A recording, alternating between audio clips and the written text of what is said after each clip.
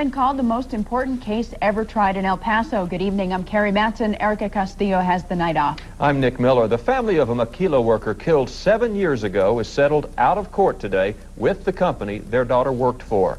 News Channel 9's Eric Pearson has been following the case and joins us live now. Eric, just why is this being called such a groundbreaking case?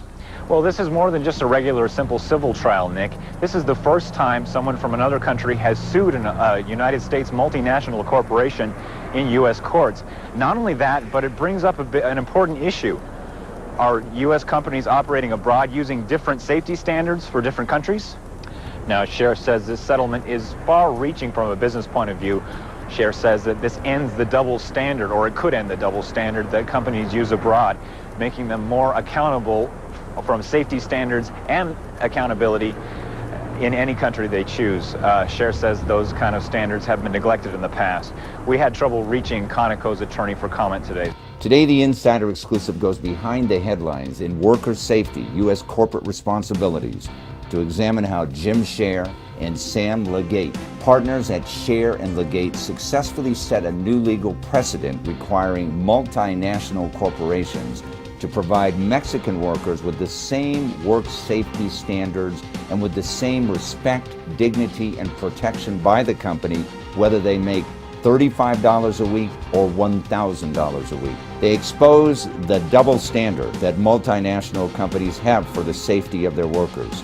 All workers are entitled to and should demand safe working conditions.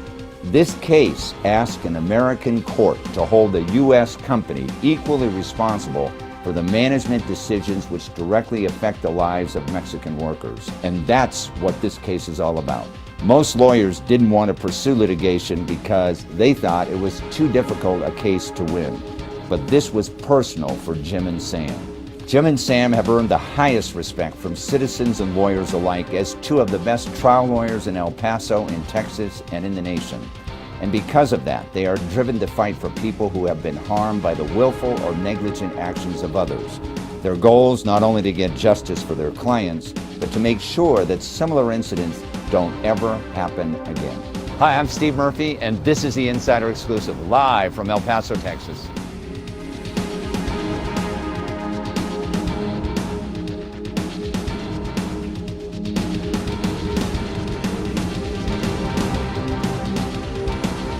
It's my great pleasure to introduce Jim Scher and Sam Legate to the show. Welcome to the show, guys. Thank you. Thank you. Tell our audience a little bit about the type of law that your firm practices. Our firm is a victims' rights firm. We represent people who would never have access to the legal system unless lawyers like us undertook their case for them to give them justice. And when you say never have access, normally people think that you have to pay a lawyer in order for them to represent you. But you take cases on contingency, meaning that if it's a case you take on, if you lose the case, you don't get paid anything. But if you win it, obviously. It's my great pleasure to introduce Jim Scher and Sam Legate to the show. Welcome to the show, guys. There are many types of... Tell our audience a little bit about the type of law that your firm practices. Go ahead, Tom. Well, because we get to help the little guy. And it's a lot more satisfying. Probably most people go into law thinking they're going to help somebody. Yeah. A person, not a big corporation or, you know. And so it's very satisfying. And when you say never have finish with access, the case, normally people think just to know that you have the to person pay a lawyer is better off in order for at them the to end of it represent you. than at the beginning. But you take And to help cases them. on contingency. We have a case. Meaning that if it's a case you take on, if you lose the case, you don't get paid anything. But if you win it, obviously, you know, you're going to be paid, you know, whatever you've agreed to, correct? Yes, sir. There are many types of law. This is probably one of the most important cases we've handled. Lorena Mendoza was an employee who went to work for a U.S. company in Ciudad Juarez. She went there because she wanted to work for a U.S. company. She found that it would be a future for her. She was hired as an accountant. Well, the company, Contico, chose, they had a huge facility in Ciudad Juarez, but they found that Delphi was coming in, taking their employees. Contico was paying $24 a week to the employees for 48-hour work week. It's a Delphi was case paying a little where more, so an they were American losing company employees. put at risk. Quantico chose to Mexicans find a is. community where they could I control want the, you to tell our the audience workforce. a little bit about They went to a this place case, called Jim. Palomas, Mexico. Palomas is on the border with the place that the U.S. Columbus, New Mexico, where Pancho Villa raided into the U.S. It's the only place that had been raided into the U.S. ever at that point. And Quantico chose to set up a system for their new employees. They hired, by the way, at $22 a week. Instead of paying them, they hired 100 people, but instead of paying them with paychecks or using the local bank that was there, Quantico decided it was cheaper to send their employees, two of them, a driver and Lorena from Juarez, on the same road, about 90 miles, at the same time, on the same day of the week, delivering cash payroll in a suitcase from Juarez to Palomas. It was an extremely dangerous undertaking, as one could imagine. They even instructed Lorena to stick the suitcase, the briefcase, underneath her seat as they went through the checkpoints as they were driving from Juarez to Palomas. And everybody knew. Instead of paying them, they hired 100 people. Well, as you can imagine, one day, Lorena, we discovered this after lengthy work in this case. Lorena and the driver, their car was stopped on that Friday morning by some vehicles. They were taken out into the desert. The people who took them out there were apparently involved in drug dealing. They attempted to do something to Lorena. The driver stepped in. The people shot the driver. They put Lorena and the driver alive in the trunk of the car, poured gasoline over the car, and lit it on fire. And what They were happened? burned alive in the trunk of the car. One day, Lorena, we discovered this after lengthy work in this case. Lorena and the driver, their car was stopped on that Friday morning by some vehicles. They were taken out into the desert. The people who took them out there were apparently... It was a very difficult case. There was a little bit of precedent before that, but the evidentiary proof to prove up what happened was an extremely difficult undertaking to get evidence in a foreign country. And then what laws should apply? The first argument was, this should all be done in Mexico. You know, Mexican law should apply. Well, of course, under Mexican law, there's no recovery for the family whose daughter was burned alive. Nothing. When you first heard of this case, So, of course, this is Quantico kind wanted of, to keep it in we're gonna Mexico. talk about some of the We brought the challenges suit you here had. in the United States. this is kind of a difficult case because never before Well, had the a US legal theory is company been very held similar to the responsible concept if you what shoot a took place rocket in another from the country, United correct? States into To a foreign Mexico national. and it kills someone in Mexico, well, the tort or the wrongdoing took place in the United States. The evidentiary proof to prove up what happened was an extremely difficult undertaking. Right. By an American foreign country. And And then what laws should apply? The first argument was, this should all Right. be There was done. a armored car that went every day to the bank from Juarez to Palomas and could easily have taken the payroll. They just didn't want to pay the money. there was even a branch So, of the bank of right course, there. Quantico- Right. Right? Right, and that's what the armored car did every day. He would take money to and from the bank over there in what Palomas. ground? And they What could have just had an price? account at the bank, obviously, and walked across the street and done their payroll that way. Now, If there's you shoot a another. rocket from the United States into Mexico and It's kill difficult someone in case to Mexico, well, the tort. Right, but we're very lucky because things come into the office wrongdoing that which aren't took place right. In this case was actually And the decision we've been very fortunate by an American company in that we had the economic to put resources someone to take it in on. harm's way To hire when there were the better law professor ways down at of UT to come down, the guy who wrote Conflicts of Law, to come educate our court here on why it was appropriate to bring the There was case even a here. branch of the bank To hire right P. there in Palmer, who Paloma, I right? believe you're going to talk to, an ex-CIA director from Mexico, to be an expert about what goes on in Mexico. Also, I think after the CIA, he has. Now, there's not a lot of law firms that would have taken on a case like Companies. this, right? Companies about. This is a difficult how case to they prove. handle their employees and what kind of safety they You should know, have, right? In Mexico, exactly. Well, in other countries too. This case to me brought up this issue. And we've been very fortunate in that we have the economic resources to take it on. Yeah. To hire Yes, sir. Where they the think law the professor value. down at UT to come down, the guy who wrote Conflicts of Law, to come educate our What makes a court human here. being less valuable because they live Why it was across a appropriate man-made boundary? to hire Pete Palmer, who I believe That human being Yes. is as valuable, as important to that family as they are to anyone in this country. As a result. Also, I think after the CIA, he had his own private security firms, Right. who he was advising foreign companies Well, about. there is how now they should legal handle precedent in their the United employees and States what kind of safety that can make a U.S. company responsible for actions, wrongdoings This they do case in to me foreign brought up countries. this issue about a double standard that even after your case still exists with a lot of American corporations, right? Yes, sir. Where they think the value of a foreign national is less than an American worker. That's not right, is it? What makes a human being less valuable because they live across a man-made boundary? Mm-hmm. That human being is as valuable, as important to that family as they are to anyone in this country. As a result of this case.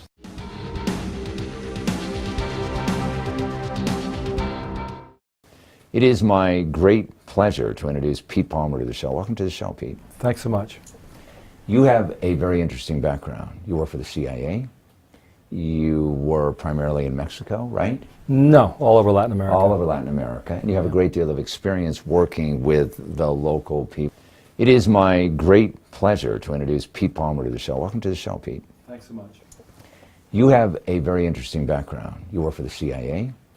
You were primarily in Mexico, right? No, all over Latin America. All over Latin America. And you have a great deal of experience working with the local people as well as companies and the government and that sort of thing. Tell our audience, share with our audience a little bit about the security biggest thing issues. that You occurs to also me own a private that I security derived company from the after you CIA that retired had from the CIA. applicability Share with our to audience the keeping security people issues safe, that which American after all was the objective. corporations, or Try to keep for that people safe matter, your experience before with the problems CIA occur rather than that deal would with help companies know what after they should be doing bad things have in happened, foreign as lands, in the especially Mendoza case. But the biggie is, I think, that in the espionage world, your main commitment is to keeping your asset agent safe.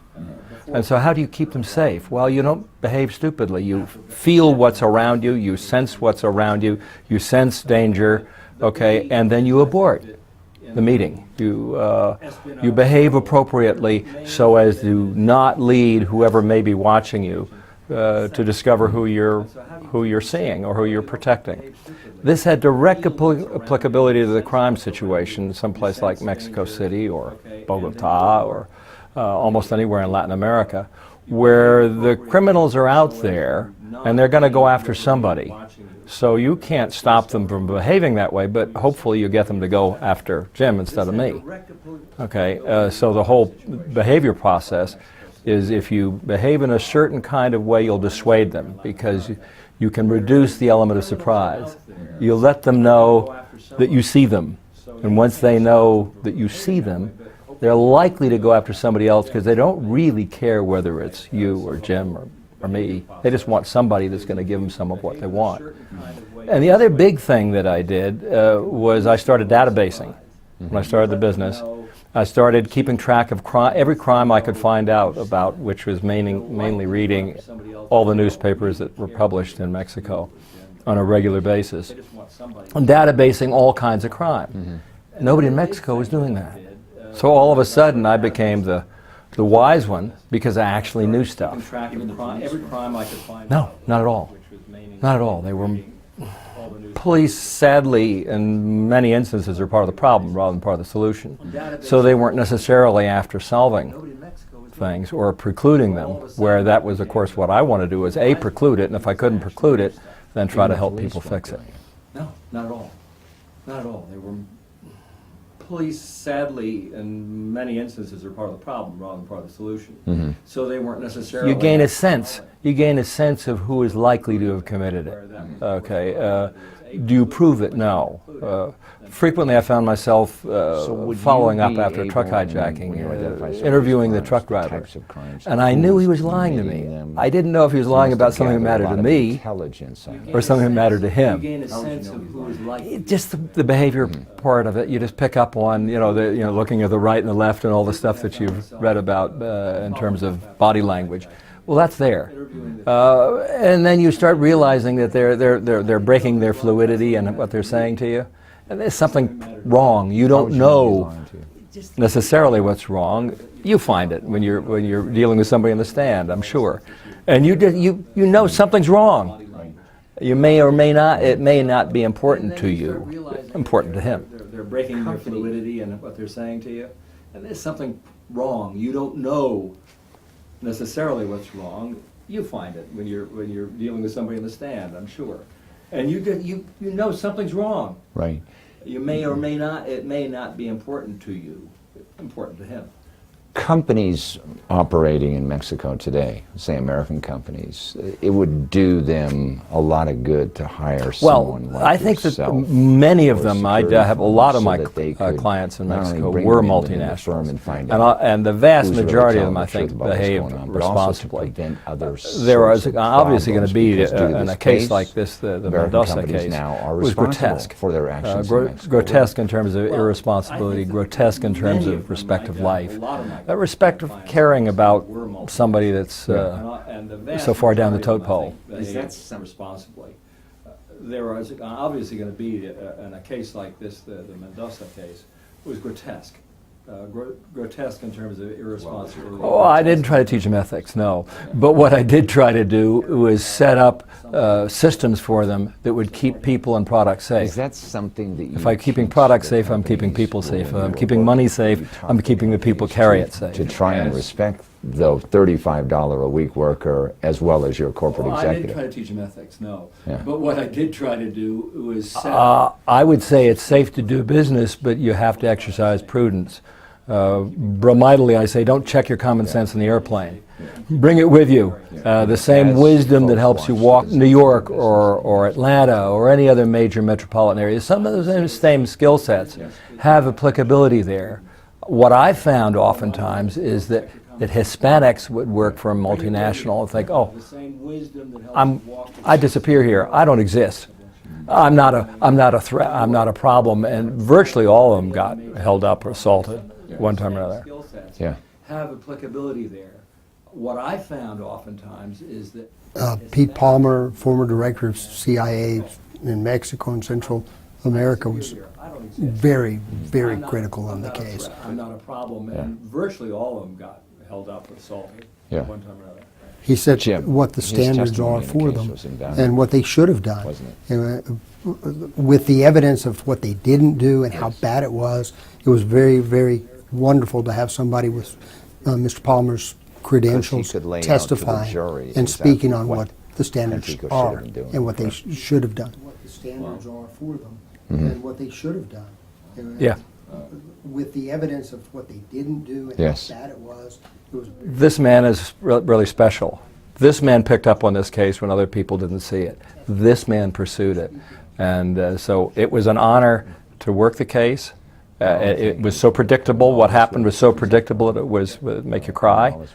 But this man was the one that pursued it, and I got to play. This man picked up on this case when other people didn't. Thank you.